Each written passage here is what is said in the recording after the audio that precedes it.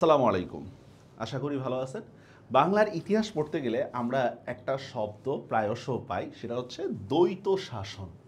এই দ্বৈত শাসন কিভাবে আমাদের প্রশাসনিক ও অর্থনৈতিক ব্যবস্থা পুরা ভেঙে দিছিল, আমরা ক্ষমতায় থাকা সত্ত্বেও একটা পুতুল সরকার কিভাবে ইংরেজরা প্রতিষ্ঠিত করেছিল, সেই বিষয়গুলো আজকে আমরা তুলে ধরব। তো শুরু করি আমরা দ্বৈত শাসন। রবার্ট ক্লাইভ যখন দ্বিতীয়বারের মতো বাংলার গভর্নর হয়ে আসে, মানে পলাশী পরবর্তী কথা আমরা বলতেছি, রবার্ট ক্লাইভ যখন আসে চিন্তা করলো ঠিক আছে এখানে শাসন ব্যবস্থাটা চেঞ্জ করতে হবে। তো তখন নতুন এক ধরনের শাসন ব্যবস্থার প্রচলন করেন যা দ্বৈত শাসন নামে পরিচিত। দেওয়ানি ও নেজামত, একটা জিনিস মনে রাখতে হবে, দেওয়ানি বিষয়টা হচ্ছে অর্থের সাথে রিলেটেড, আর নেজামত মানে হচ্ছে শাসনের সাথে রিলেটেড। দেয়ানি ও নেজামত এই দুটি শাসন কাজের ভাগাভাগিকে এক অর্থে দ্বৈত শাসন বলা হয়। রাজস্ব আদায়ের দায়িত্ব ছিল কোম্পানির, আর বিচার ও প্রশাসনিক বিভাগের দায়িত্ব ছিল নিজামতের। এখন এখানে একটা জটিলতা আছে। কোম্পানি যখন বিদেশি শক্তিগুলোর কাছে রাজস্ব আদায় করতে যায় তখন বিদেশি শক্তিগুলো দিবে না, কারণ তখন কোম্পানিকে বলতে পারে তোমরা এই দেশের কে, চাঁদা নেওয়ার বা ট্যাক্স দেওয়ার। তেমনিভাবে হচ্ছে কোম্পানি তো এই দেশের মানুষের ভাষা বুঝে না। তো এই ক্ষেত্রে মানুষের সাথে যদি ইন্টারাকশন না হয় তাহলে তো হচ্ছে আপনার যে ভাষা বা যে জটিলতা তৈরি হওয়ার কথা সেগুলো তৈরি হয়। চাকমাদের কাছ থেকে বিদ্রোহ দেখা দেয়, এই মানে হচ্ছে কোম্পানি ট্যাক্স আদায় করে নিয়ে। তো এই জন্য কোম্পানি কী করছে, কিছু লোক নিয়োগ দিচ্ছে। এই যে আমরা যে এখন ইনকাম ট্যাক্স অফিসার দেখি, ঠিক এই টাইপের লোক দেখেন। কোম্পানি সরাসরি দেওয়ানির দায়িত্ব গ্রহণ করার জন্য যে অর্থ ও লোকবল প্রয়োজন দরকার ছিল তা কোম্পানির ছিল না। অন্যদিকে এই দেশীয় ভাষা আইন কানুন সম্পর্কে কোম্পানির কর্মচারীদের জ্ঞানও ছিল না। তাই রাজস্ব আদায়ের দায়িত্ব সরাসরি কোম্পানির পক্ষে পরিচালনা করা অসম্ভব ছিল। কেন অসম্ভব? কারণ কি, যে বিদেশি শক্তিগুলো তাকে টাকা দিবে না, বা ভাষাগত একটা জটিলতা আছে। দেন সরাসরি রাজস্ব আদায় করা কোম্পানির জন্য বিপজ্জনক হয়ে দেখা দেয়, কেননা সরাসরি কোম্পানি রাজস্ব গ্রহণ করলে বাণিজ্যরত অন্যান্য যে ইউরোপীয় বণিকরা আছে তাদের সাথে সংঘর্ষ ছিল অনিবার্য। বিশেষত বাণিজ্যিক শুল্ক আদায় ছিল দেওয়ানির অন্তর্গত। ফলে ক্লাইভ কৌশলে দেওয়ানির সব দায়ভার নবাবের উপর দেয়, আর কোম্পানির কাছে রাখা হয় কেন্দ্রীয়ভাবে তত্ত্বাবধায়ন। মানেটা কি? মানে হচ্ছে যে কোম্পানি সব কিছু দায়িত্ব দিয়ে দিচ্ছে রাজার কাছে বা নবাবের কাছে, নবাব টাকা উঠায় দিবে, বাস এইটাই কাজ, কামলা। নবাবের ভাতা ও শাসন কার্যের জন্য নির্দিষ্ট পরিমাণ অর্থ বরাদ্দ রাখা হয়, অতিরিক্ত প্রায় সব অর্থ কোম্পানি নিয়ে নিত। এক্ষেত্রে নবাব প্রায় ক্ষমতাহীন থেকেও সব দায়িত্ব পালন করতে থাকে কে? নবাব। মানে নবাবের ক্ষমতা নেই কিন্তু সব দায়িত্ব নবাবেরই পালন করতে হইতেছে। রাজস্ব আদায়ের জন্য কোম্পানির নায়েবে দেওয়ান নতুন একটা পদ তৈরি করে, তার উপরে বাংলা রাজস্ব আদায়ের সম্পূর্ণ দায়িত্ব দেওয়া হয়। কোম্পানির স্বার্থ রক্ষার্থে এরা রাজস্ব আদায় করত, পাশাপাশি কোম্পানির সব আদেশ মেনে চলত। অন্যদিকে কোম্পানির পক্ষ থেকে তাদের উপর নজর রাখা হতো। দেখছেন, মানে নায়েবে দেওয়ান, ট্যাক্স কালেক্টর, এরা সবাই কিন্তু এই দেশীয় ছিল, তারা এই দেশের লোকদের কাছ থেকে টাকা আদায় করতো, কোম্পানি নিজে যাইতো না মাঠে। এই জন্য মুর্শিদাবাদ দরবারে একজন প্রতিনিধি অবস্থান করত। দ্বৈত শাসন ব্যবস্থায় নানা জটিলতার সৃষ্টি হয়।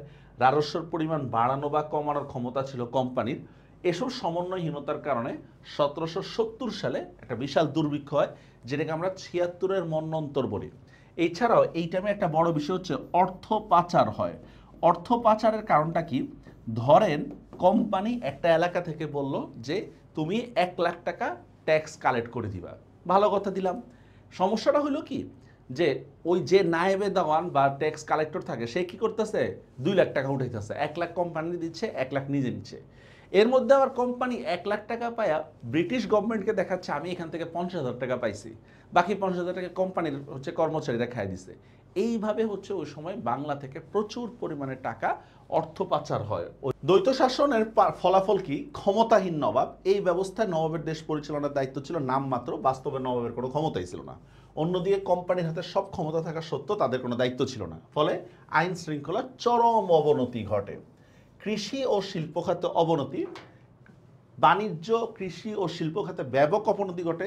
স্বাধীন নবাবী আমলে বহু বিদেশি ব্যবসায়ী এই দেশ থেকে পণ্য কিনে নিয়ে যেত, কিন্তু কোম্পানির নতুন বাণিজ্য নীতির কারণে এই দেশে ইংরেজদের একচেটিয়া প্রাধান্য পায়। মানে আপনি আমদানি হইতেছে, রপ্তানি হইতেছে না, তাই এটা তো একটা দেশের জন্য অবশ্যই ক্ষতিকর। দেশের রপ্তানি তলানিতে নেমে যায়।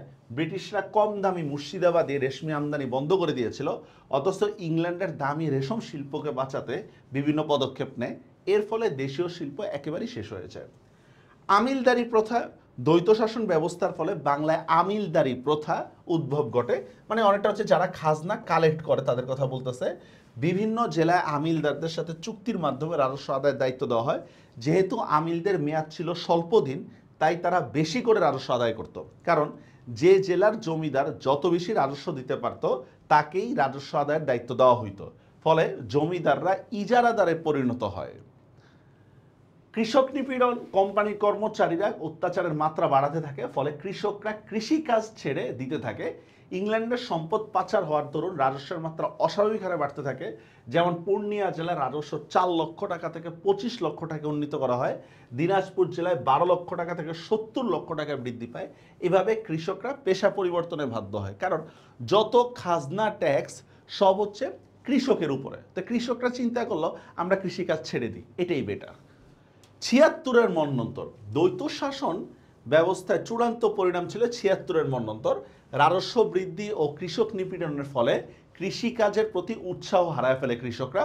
অন্যদিকে পরপর 2 বছর অনাবৃষ্টি ও খরা দেখা দেয়, ফলে 1770 সালে বাংলায় ভয়াবহ দুর্ভিক্ষ দেখা দেয়।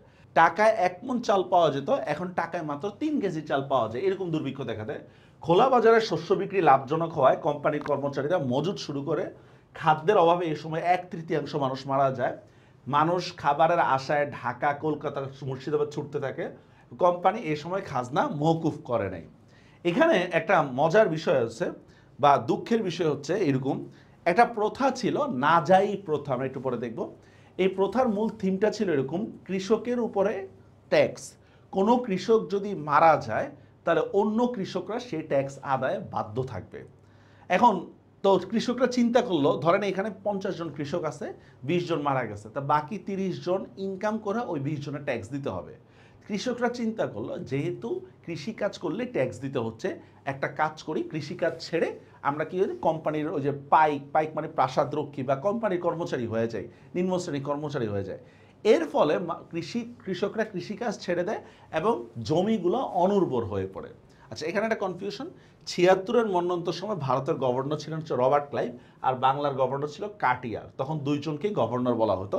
1773 সালে হচ্ছে ওই রেগুলেটিং অ্যাক্টের পর হচ্ছে গভর্নর জেনারেল আর বাংলার প্রতিনিধিকে গভর্নর বলা হয়। তার মানে 76-এর সময় কিন্তু বাংলার গভর্নর ছিল হচ্ছে কাটিয়ার। এই যে নাজাই প্রথা, এই সময় নাজাই নামে একটি প্রথা চালু হয়, যার মূল কথা হচ্ছে কোনো কৃষক রাজস্ব বাকি রাখলে সেই গ্রামের অন্য কৃষকদেরকে সে রাজস্বটা দিতে হবে। এই বিশেষ কারণে দুর্ভিক্ষে অনেক কৃষক মারা যাওয়ায় তাদের বকেয়া রাজস্ব জীবিত কৃষকদের উপরে বর্তায়। এই চাপ সহ্য করতে না পেরে বহু কৃষক জমির সত্ত্ব ছেড়ে, মানে জমির মালিকানা ছেড়ে সরকারি পাইকে পরিণত হয়, মানে পাহারাদার। এই দুর্ভিক্ষের দখল প্রায় 20 বছর থাকে। কোম্পানির রাজস্ব আহরণ কমে যায়, তাদের ব্যবসায় ক্ষতি হয়। যেহেতু কৃষকরা কৃষিকাজ ছেড়ে দিছে, রাজস্ব নিবে কার কাছ থেকে?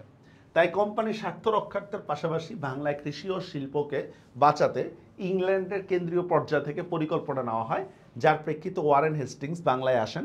1772 সালে দ্বৈত শাসন ব্যবস্থা বিলুপ্ত করা হয়। 1786 সালে লর্ড কর্নওয়ালিস বাংলার গভর্নর জেনারেল হন। তিনি তার শাসনামলে নানাবিধ সংস্কার করে তিনি ভূমি রাজস্ব ব্যবস্থাকে একটা দৃঢ় ভিত্তির উপর স্থাপন করেন। 1793 সালে চিরস্থায়ী বন্দোবস্ত প্রথা চালু করেন। মানে হচ্ছে মানুষ যেন আবার কৃষিকাজে জমিতে ফিরে আসে। এই দেখেন, এই যে 76-এর মন্বন্তর একটা ছবি, যেগুলো আমরা এরকম আরও অনেক মানে ভয়ঙ্কর ভয়ঙ্কর ছবি আছে। দুর্ভিক্ষ মানে ভয়ঙ্কর।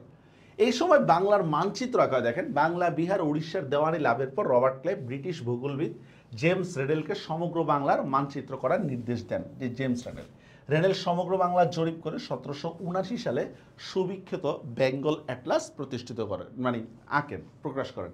এই যে এটা হচ্ছে বাংলার মানচিত্র আমরা যা দেখতেছি। তো আজকে এতটুকুই। ইনশাল্লাহ নেক্সট ক্লাসে আমরা ইংরেজদের অন্য কোনো পদক্ষেপ নিয়ে আলোচনা করব। সবাই ভালো থাকবেন। আল্লাহ হাফেজ।